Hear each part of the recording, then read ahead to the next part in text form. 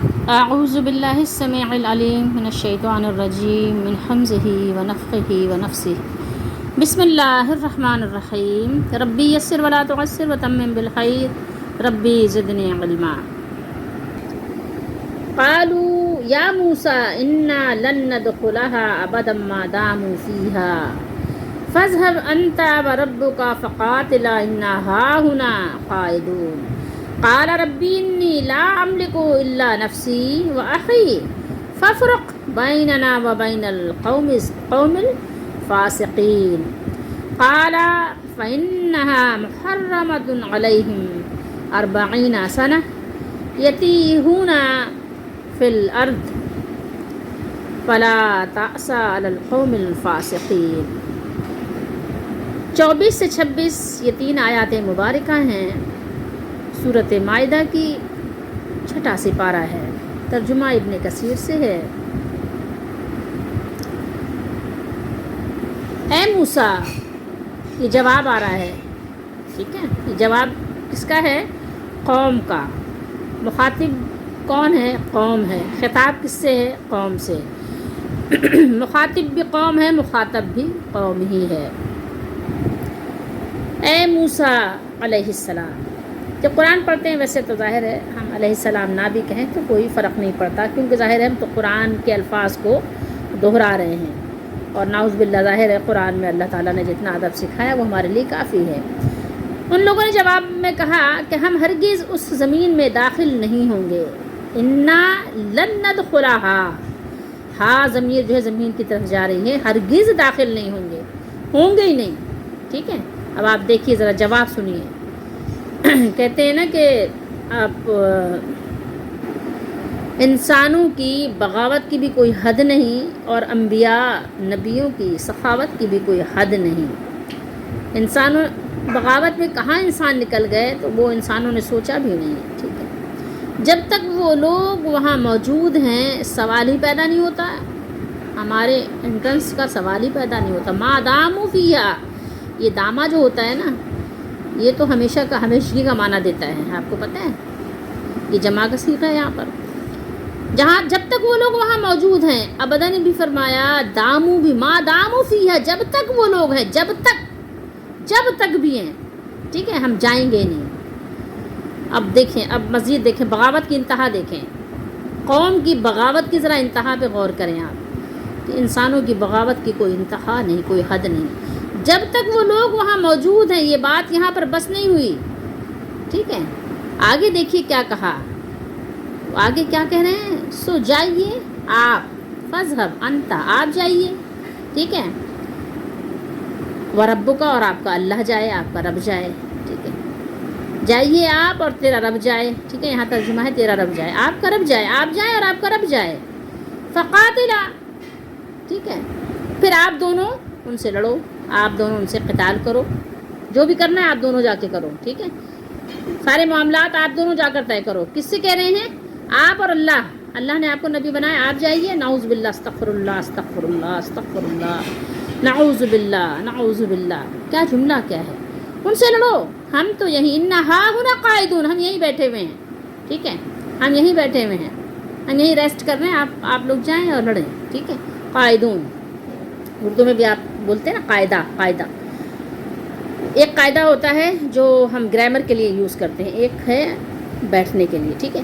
موسیٰ نے فرمایا، موسیٰ نے کہا، اے میرے رب، قال ربی انی لا املک، بے شک مجھے اپنے آپ اور اپنے بھائی کے سوا کسی پر اختیار نہیں ہے، ٹھیک ہے۔ لا املک، میرا کوئی یعنی اختیار، کوئی ملکیت نہیں ہے۔ چنانچہ آپ اللہ تعالیٰ سے کہہ رہے ہیں، ففرق، ٹھیک ہے، آپ ایسا کیجئے کہ فاصلہ کر دیجئے میرے بھائی، ہم دونوں بھائیوں اور ان قوم کے درمیان آپ جو ہے نا فصل کر دیجئے، ٹھیک ہے۔ فرق کر دیجئے، کس سے؟ اس نافرمان قوم سے، ٹھیک ہے، فرق کر دیجئے، الگ کر دیجئے، ٹھیک ہے۔ بیننا، ففرق بیننا و بین القوم الفاسقین۔ اللہ نے فرمایا بے شک وہ ان لوگوں پر 40 برس تک حرام کر دی گئی ہے۔ کیا چیز حرام کی گئی ہے؟ وہ بریکٹ میں ہے، مقدس زمین جہاں داخلے کا حکم دیا گیا تھا، اور وہ داخل ہونے کے لیے انہوں نے کس طرح سے باغیانہ رویہ اختیار کیا، تو اللہ نے فرمایا ٹھیک ہے، اب اللہ نے بھی ان پر حرام کر دی وہ زمین میں 40 برس تک ادھر ادھر بھٹکتے پھریں گے۔ چنانچہ آپ اس نافرمان قوم کا غم نہ کھائیں۔ انبیاء غمگین ہوتے تھے نا، یہی میں نے بھی آپ سے کہا نا کہ انسانوں کی بغاوت کی بھی کوئی حد نہیں، انبیاء کی سخاوت کی بھی کوئی حد نہیں، کہ ان پر غم آتا تھا تو انبیاء غمگین ہو جاتے تھے، ان کی خیر خواہی کے طالب ہوتے تھے کہ اللہ ان کو خیر والا کر دے، ان کو خیر کا طالب بنا دے، تو ان کو غم ہوتا تھا انبیاء کو، تو اسی لیے اللہ تعالیٰ ان سے بار بار تمام نبیوں سے فرمایا فلا تعسا، آپ غم نہ کریں، ٹھیک ہے، افسوس نہ کریں اس قوم پر۔ ہمارے نبی صلی اللہ علیہ وسلم سے بھی اللہ نے قرآن پاک میں بہت سی جگہ فرمایا کہ حزن و ملال نہ کریں، لا تحزن، مطلب مختلف انداز سے اللہ تعالیٰ انبیاء کو ڈھارس بندھاتے ہیں، تسلی عطا فرماتے ہیں۔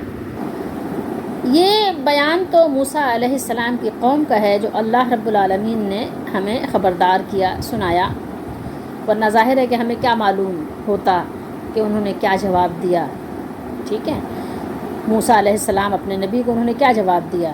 لیکن حضرات صحابہ کرام رضی اللہ تعالیٰ عنہم نے غزوہ بدر کے دن رسول اللہ صلی اللہ علیہ وآلہ وسلم کو بہت ہی خوبصورت جواب دیا تھا۔ جب آپ صلی اللہ علیہ وآلہ وسلم نے اس لشکر سے لڑائی کے لیے مشورہ کیا تھا جو حضرت ابو سفیان رضی اللہ تعالیٰ عنہ کی قافلے کی حفاظت کے لیے آیا تھا، یہ قافلہ تو بچ کر چلا گیا تھا، نکل گیا تھا، ٹھیک ہے، مگر لشکر مدینے کے قریب آ گیا تھا اور اس کی تعداد تقریباً 900 سے لے کے 1000 کے درمیان تھی، اور یہ ہر طرح کے یعنی کہنا چاہیے اسلحے اور کیل کانٹوں سے یعنی مسلح تھے۔ رسول اللہ صلی اللہ تعالیٰ علیہ وآلہ وسلم نے اللہ کے حکم سے، لازمی بات ہے کہ اللہ کے رسول علیہ السلام جو کچھ بھی کرتے ہیں دین کے معاملات میں، اس میں پیچھے اللہ کا حکم ہوتا ہے، ٹھیک ہے، تو اللہ کے حکم سے اس لشکر کے ساتھ یعنی جو بھی آپ یعنی مقابلہ کرنا چاہ رہے تھے، تو اس کے لیے آپ نے حضرت ابو بکر صدیق رضی اللہ تعالیٰ عنہ سے پہلے بات کی، مشورہ کیا، تو انہوں نے بہت ہی خوبصورت انداز میں جواب دیا، بات کی۔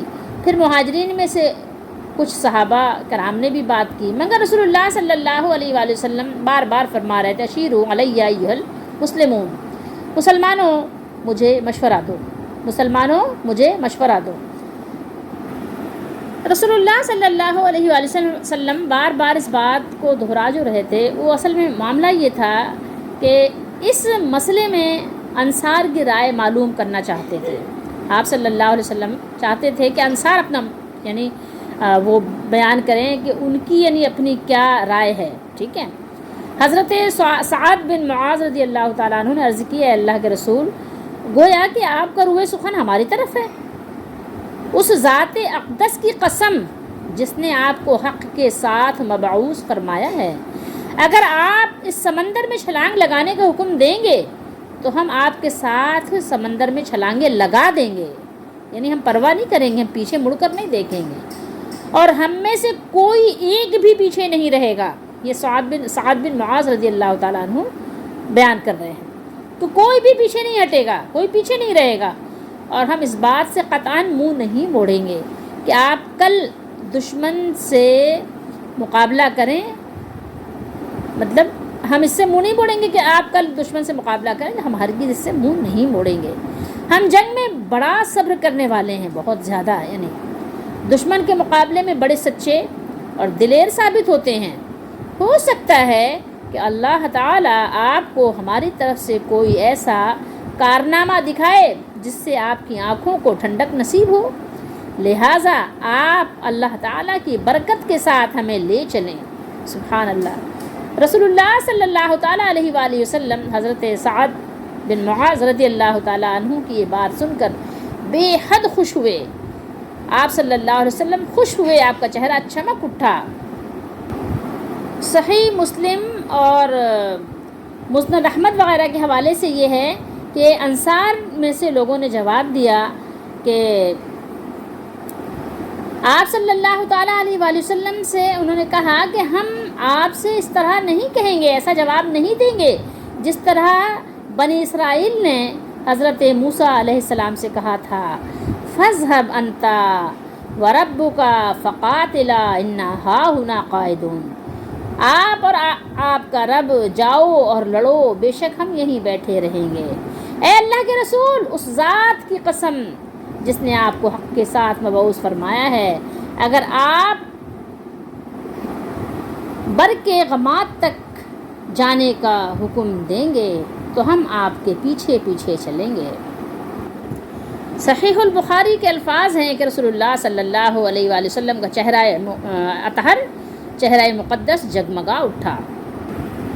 جن لوگوں نے رسول اللہ صلی اللہ تعالیٰ علیہ وآلہ وسلم کو دیکھ کر ایمان قبول کیا، وہ اپنی مثال آپ تھے۔ وہ ایسے انہوں نے زمین پر انمٹ نقوش چھوڑے ہیں کہ اب جو ہے کسی کے لیے ان نقوش کو دوبارہ اجاگر کرنا یا تر و تازہ کرنا مشکل بات نظر آتی ہے۔ آج مسلمانوں کا حال کیا ہے؟ آج مسلمانوں کا حال یہ ہے، جو شاعر نے کہا، جن کو آتا نہیں دنیا میں کوئی فن تم ہو، نہیں جس قوم کو پروائے نشیمن تم ہو۔ تمہارا نشیمن جل رہا ہے، تم کو پرواہ بھی نہیں ہے، جل رہا ہے تمہارا نشیمن، تم کیسے لوگ ہو، تمہیں پرواہ ہی نہیں ہے۔ نہیں جس قوم کو پروائے نشیمن تم ہو، بجلیاں جس میں ہوں آسودہ وہ خرمن تم ہو۔ آج مسلمانوں کا یہ حال ہے، بیچ کھاتے ہیں جو اسلاف کے مدفن تم ہو، بیچ کھاتے ہیں اسلاف کے مدفن کو۔ آج بزرگوں کی قبروں سے تجارت ہو رہی ہے، ٹھیک ہے جناب۔ آج بڑے نام ہیں، کس لیے؟ اس لیے کہ ہمارے بزرگ یہ تھے۔ قبروں پہ میلے ٹھیلے لگ رہے ہیں، بیچ کھاتے ہیں اسلاف کے مدفن جو لوگ وہ تم ہو نیکو نام جو قبروں کی تجارت کر کے، کیا نہ بیچو گے جو مل جائیں صنم پتھر کے؟ کیا تم، اگر تمہیں جب ظاہر ہے تم قبروں کے پتھر بیچ رہے ہو، قبروں کے پتھروں سے تم تجارت کر رہے ہو، تو کیا تم یہ وہ پتھر جو بدھ بن کی شکل میں ہو، بدھ بنے ہوئے کا، ان کی تجارت کرنا تمہارے لیے کوئی بعید بات ہے کیا؟ نہیں۔ بہرحال آگے چلتے ہیں۔ قصہ مختصر یہ ہے کہ آپ خلاصہ سن لیجئے مختصر سا، کہ جب حضرت موسیٰ علیہ السلام نے بنی اسرائیل کو ساتھ لے کر مصر سے ہجرت کی اور سمندر کو بخیریت عبور کر لیا، پار کر لیا، اور فرعون اپنے لشکر سمیت غرق ہو گیا، ڈوب گیا، تو آپ وادی سینا میں کیا ہوئے؟ وہاں پر ٹھہر گئے، اور پھر وہیں پر 1 سال قیام فرمایا۔ اسی اثنا میں آپ علیہ السلام کو تورات شریف عطا ہوئی۔ اس کے بعد آپ نے اپنی قوم کو اپنے آبائی وطن شام کی طرف جانے کے لیے راضی کیا، آمادہ کیا۔ لیکن جب بنی اسرائیل کو پتہ چلا کہ وہاں تو بڑے زبردست قوت والے، جیسے کہ قرآن نے بیان کیا، جبارین، وہاں پر بڑی قوت و جبروت اور قد و قامت والے بہت مضبوط قلعوں میں بسنے والے لوگ موجود ہیں، تو وہ چلا اٹھے اور انتہائی بے باکی سے انہوں نے اپنے پیغمبر کو جواب دیا کہ ہم ایسی جابر قوم سے ٹکر لے کر اپنے بچوں کو یتیم اور بیویوں کو بیوہ کرنے کے لیے ہرگز تیار نہیں ہیں۔ آپ جائیے اور آپ کا مالک جا کر آپ لوگ وہاں پر لڑیں، نعوذ باللہ، ان سے ملک کو پاک کریں، تو پھر ہم اپنے آبائی وطن کا رخ کریں گے۔ انہوں نے کہا ہم شام کی زرخیز زمینوں، ٹھنڈے پانی کے ابلتے ہوئے چشموں اور پھلے سے لدے ہوئے باغات اور وہاں کی عزت کی زندگی سے باز آئے، ٹھیک ہے۔ ظاہر ہے جب قومیں غلام ہو جاتی ہیں تو پھر ان کو آپ سمجھ سکتے ہیں کہ ان کی عادت، ان کا اخلاق اور ان کی پھر جو ہے دلیری کتنی رہ جاتی ہے۔ انہوں نے کہا ہم تو واپس مصر جاتے ہیں، وہاں اگرچہ غلامی کی ذلت ہے لیکن موت کا اندیشہ تو نہیں ہے نا۔ غلامی میں نہ کام آتی ہیں شمشیریں نہ تدبیریں۔ غلامی اگر ہو، انسان کا ذہن غلام ہو جائے تو پھر کچھ بھی کام نہیں آتا۔ آپ کے پاس لاکھ شمشیر ہوا کرے، ٹھیک ہے، آپ لاکھ تدبر کرنے والے لے آئیں، لیکن لے آئیں کیا فرق پڑتا ہے، کچھ کام نہیں آتی۔ غلامی میں نہ کام آتی ہیں شمشیریں نہ تدبیریں، جو ہو ذوق یقین پیدا تو کٹ جاتی ہیں زنجیریں۔ اگر آپ کے اندر یقین ہو، واقعی اللہ پر آپ کامل یقین ایمان رکھنے والے ہوں، تو پھر مسئلہ نہیں ہوتا، پھر ہر دیوار جو آپ کے درمیان حائل ہوتی ہے وہ گر جاتی ہے اور گراتی جاتی ہے۔ اسی لیے تو کہا، اس سے پیچھے ہم نے کیا پڑھا کہ تم ان لوگوں کے دروازے میں تم داخل ہو جاؤ، تم ان لوگوں کے مقابلے کے لیے کیا کرو، دروازے میں داخل ہو جاؤ۔ جب تم دروازے میں داخل ہو گئے تو یقیناً فتح تمہاری ہے. یہ پیچھے اللہ نے بیان کیا, ٹھیک ہے. پھر فتح کس کی ہے؟ تمہاری ہے. اور اللہ ہی پر بھروسہ رکھو بشرطے کہ صاحب ایمان ہو. بھروسہ کس پہ رکھنا ہے؟ تدبیر پہ نہیں, اللہ پہ. تدبیر کرنے کے بعد اگر تم نے اللہ پر بھروسہ رکھا, اس کے حکم کی اطاعت کی اور اپنے رسول کی بات مانی, تو اللہ تعالیٰ تمہیں تمہارے دشمن کے مقابلے میں کامیاب کریں گے اور تمہیں اپنی تائید و حمایت سے سرفراز فرمائیں گے, اور تم اس شہر میں داخل ہو جاؤ گے جو اللہ تعالیٰ نے تمہارے لیے لکھ رکھا ہے. مگر ان پر کیا ہوا؟ کوئی اثر نہیں ہوا. کیوں؟ اس لیے کہ ان کا ذہن غلام ہو چکا تھا, وہ غلامی کی زنجیر میں پروئے جا چکے تھے. غلامی میں ناکام آتی ہیں شمشیریں نہ تدبیریں. انہوں نے جواباً کیا کہا وہ آپ نے جواب سن لیا, بار بار آپ نے سن لیا. پھر موسیٰ علیہ السلام نے التجا کی کہ میرے رب, بے شک میں اپنے اور اپنے بھائی کے سوا کسی پر کوئی اختیار نہیں رکھتا, تو آپ ہم میں اور ان نافرمان لوگوں میں جدائی کر دیجئے. بنی اسرائیل نے جب جہاد کرنے سے, اللہ کی راہ میں نکلنے سے, اللہ تعالیٰ کی بات ماننے سے, اپنے رسول کی بات ماننے سے انکار کر دیا, تو موسیٰ علیہ السلام ان سے بہت ناراض ہوئے اور ان کے لیے پھر کیا کیا؟ بد دعا کی, جیسے کہ قرآن میں ذکر ہے. پھر اللہ تعالیٰ سے انہوں نے عرض کی, ربی انی لا املک الا نفسی و اخی, ٹھیک ہے, بے شک میں اپنے اور اپنے بھائی کے سوا اور کسی پر اختیار نہیں رکھتا, ان میں سے کوئی میری بات ماننے کے لیے تیار نہیں ہے. آپ دیکھیں پوری قوم نے رد کر دی بات کو. جو اللہ تعالیٰ کے حکم کی اطاعت کرے اور میری دعوت پر لبیک کہے, کوئی بھی ایسا نہیں ہے. صرف میں ایک ہوں جو اللہ کی بات ماننے کو تیار ہوں, اور ایک میرے بھائی ہیں ہارون علیہ السلام, ٹھیک ہے. یہ یہاں پر موسیٰ علیہ السلام نے عرض کر دی, اپنی عرضی, اپنی التجا اپنے مالک کے دربار میں پیش فرما دی. نبیوں کی طاقت کا کوئی اندازہ کر سکتا ہے؟ وہ اتنے طاقتور کیسے ہو جاتے ہیں؟ وہ اتنے طاقتور ہوتے کیسے, اتنے بہادر کیسے ہو جاتے ہیں؟ ایک ہو تو ایک اور دو ہو تو دو, اللہ کے لیے نکل پڑتے ہیں. کیسے؟ اس لیے کہ وہ فرما بردار ہوتے ہیں اور اللہ پر بھروسہ کرتے ہیں, اس لیے. اور میں اور آپ اتنے بزدل کیوں ہو جاتے ہیں؟ اس لیے کہ ہم دنیا پرست لوگ ہیں اور اللہ پہ ہمارا بھروسہ بہت ہی معمولی سا, کمزور سا ہے. بس عادتاً اللہ کہہ رہے ہوتے ہیں. آپ اگر غور کریں, کبھی آپ کو کسی ہندو سے ملاقات ہو نا, مسلمان علاقوں میں رہنے والے ہندوؤں سے اگر آپ کو ملاقات ہو تو وہ آپ سے کیا بات کرتے ہیں؟ اللہ کا شکر ہے, الحمدللہ بھی کہتے ہیں. جب آپ سے ملاقات کریں گے تو السلام علیکم کہہ رہے ہوتے ہیں. یعنی وہ رسمیں جو آپ ادا کر رہے ہیں وہ بھی ادا کر رہے ہوتے ہیں. کوئی پہچان نہیں سکتا کہ یہ ان کا کلچر, ان کا دھرم ہندو ہے اور آپ کا کلچر, آپ کا دھرم مسلمان ہے. نہیں, پہچان ہی نہیں سکتے آپ, کیونکہ وہ بھی رسم ادا کر رہے ہیں اور آپ بھی رسم ادا کر رہے ہیں. لیکن موسیٰ علیہ السلام نے دیکھیے کس یعنی شجاعت کے ساتھ عرضی پیش کی, تو آپ اس کا اندازہ نہیں کر سکتے. کوئی اندازہ کر سکتا ہے اس کے زور بازو کا؟ کوئی اندازہ کر سکتا ہے اس کے زور بازو کا؟ نگاہ مرد مومن سے بدل جاتی ہیں تقدیریں. پھر جو انہوں نے کیا تھا, یہ ان کے عمل کا یہاں سبب بیان کیا جا رہا ہے کہ اللہ نے فرمایا کہ ان پر اللہ تعالیٰ نے اس زمین کو حرام کر دیا. کتنا وقت؟ 40 سنہ, 40 برس تک, ٹھیک ہے. ان پر اللہ نے وہ ارض مقدس 40 برس تک کے لیے حرام کر دی کہ وہاں جانے نہ پائیں کسی بھی صورت میں. وہی جو جگہ تھی مقام تیہ, وہیں پر سرگرداں پھرتے رہیں گے اور وہاں سے ان کو باہر نکلنے کا راستہ نہیں ملے گا. ہو سکتا ہے کہ بہت سے لوگوں کو یہاں پر ان آیات کی روشنی میں اعتراضات کے موقع مل جائیں, اور پھر وہ جیسے کہ ان کی عادت ہے, عادت بد ہوتی ہے نا انسان کی, بری عادت, تو اس کے نتیجے میں کیا کرتا ہے, وہ اپنی بری سوچ کے لیے ایک راستہ نکال ہی لیتا ہے. تو وہ یہ کہے کہ اللہ تعالیٰ نے ایسا کیوں کیا, نعوذ باللہ ویسا کیوں کیا, الٹی سیدھی باتیں بکواس کرتے ہیں لوگ.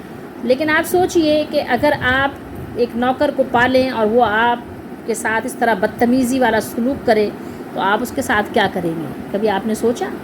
آپ تو بغیر کسی جرم کی ایسی سزا دیتے, چھوٹے چھوٹے بچوں سے بڑے بڑے ڈرم بھروا کے آپ پانی منگواتے ہیں, آپ کو تو اس وقت بھی حیا نہیں آتی. چھوٹے چھوٹے بچوں سے بڑے بڑے کام کرواتے ہیں، تھوڑے سے پیسے دیتے ہیں آپ کو، تو اس وقت بھی حیا نہیں آتی؟ کبھی آپ نے سوچا؟ آپ اتنا زیادہ مزدوروں سے مزدوری کرواتے ہیں، تھوڑی سی اجرت دیتے ہیں، اور اس کو بھی آپ جوتے کی ٹھوکر پہ رکھتے ہیں آپ کو، تو اس وقت بھی حیا نہیں آتی؟ کبھی آپ نے اپنے اعمال پر، اپنے کارناموں پر آپ نے غور کیا؟ جو اللہ کو مشورہ دینے پہنچ جاتے ہیں کہ نہیں اللہ نے ایسا کیوں کیا، وہ تو مالک ہے، ٹھیک ہے؟ آپ اپنے گھر میں جب کیڑے مکوڑوں پہ اسپرے کرتے ہیں تو کبھی آپ کو کوئی ظالم کہتا ہے؟ نہیں کہتا نا۔ آپ اپنے گھر کی خراب ٹیوب لائٹ نکال کے کچرے والے کو دے دیتے ہیں، پھینک دیتے ہیں، تو اگر آپ ایسے ہی کچرا بن گئے ہیں تو اگر اللہ تعالیٰ نے آپ کے ساتھ یہ کیا تو کون سی ایسی بات ہے؟ لیکن میں نے پھر وہی بات ریپیٹ کرنی ہے کہ انبیاء کی سخاوت کی کوئی انتہا نہیں ہے۔ وہ 40 برس سرگرداں تو تھے اس مقام تیہ میں، یتیہونا، وہ جو تیہ مقام تیہ جو زمین تھی، جو وہاں پھر رہے تھے، اس کے باوجود بھی آپ دیکھیں کہ وہاں پر بھی موسیٰ علیہ السلام اللہ سے دعائیں کرتے رہے۔ ان کے لیے 12 چشمے بھی پھوٹے وہاں پر، کیونکہ 12 ہی قبیلوں کے یہ لوگ تھے، یعقوب علیہ السلام کے جو 12 بیٹے تھے انہی سے یہ 12 قبیلے تھے، تو وہاں پر بھی خرق عادت بے شمار واقعات پیش آئے۔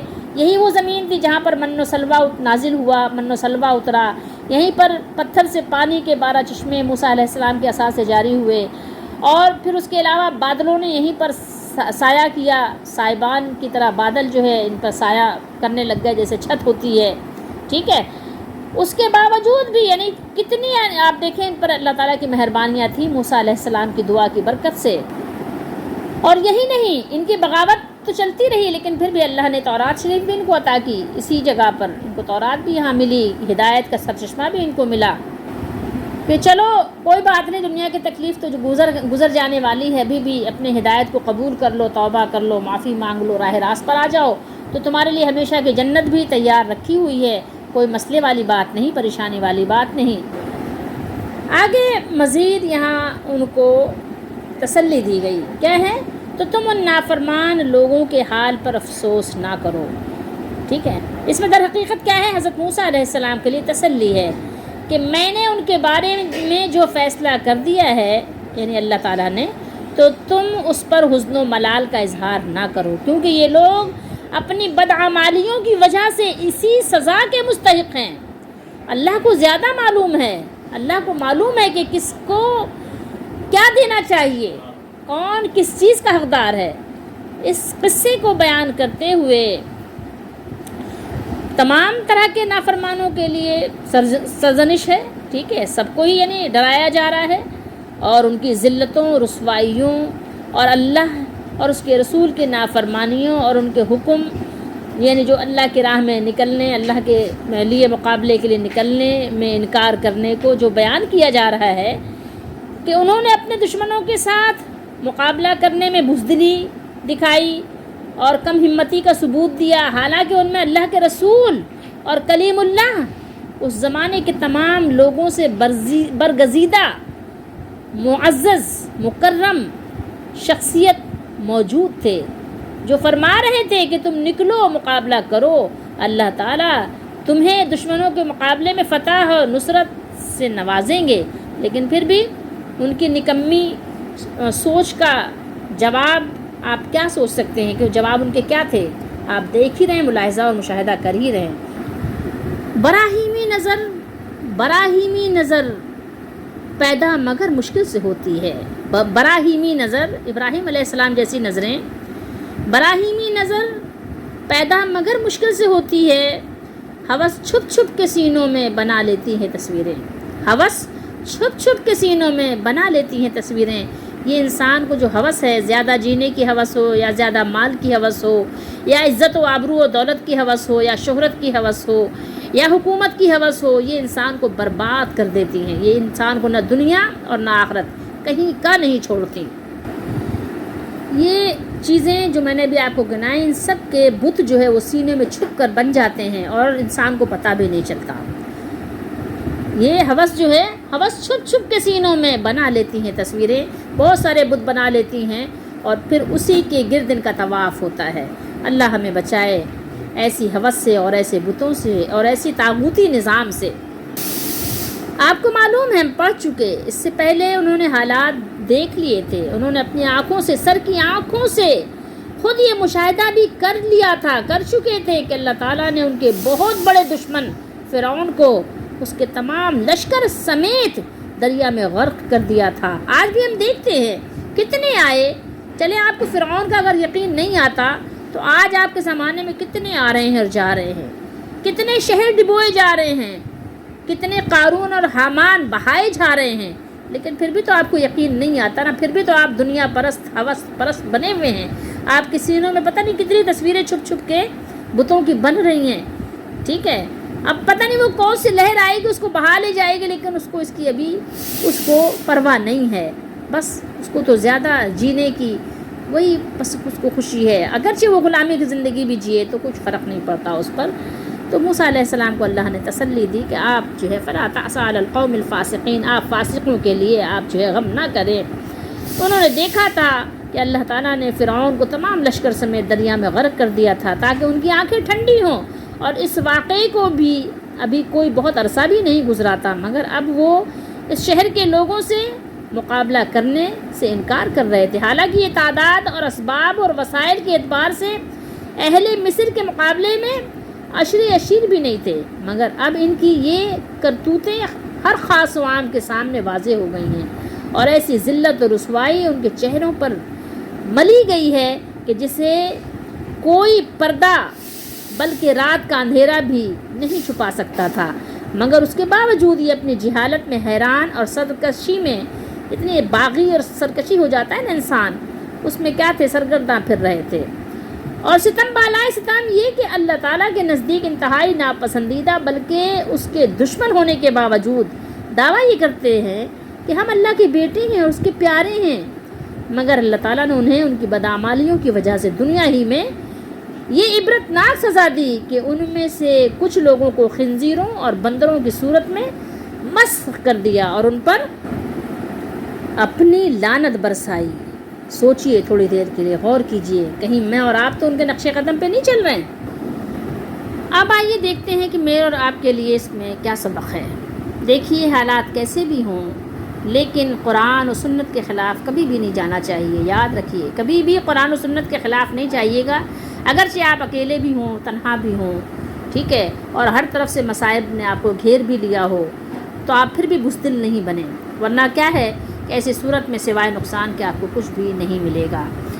دوسرا سبق ہمارے لیے اس میں کیا ہے، جو موسیٰ علیہ السلام نے یہاں بیان فرمایا کہ اللہ میرا اختیار نہیں ہے، آپ ان میں اور مجھ میں اور ان میں فاصلہ کر دیجئے، میں اور میرے بھائی ہیں ایک طرف، اور ایک طرف یہ پوری قوم ہے، ٹھیک ہے، جس نے اللہ تعالیٰ کے تمام یعنی یہ معجزات دیکھ کر مشاہدہ کرنے کے باوجود بھی بزدل بن گئی، تو اللہ ایسی قوم اور ہمارے درمیان فاصلہ کر دے، فرق کر دے، ٹھیک ہے، تفریق ڈال دے۔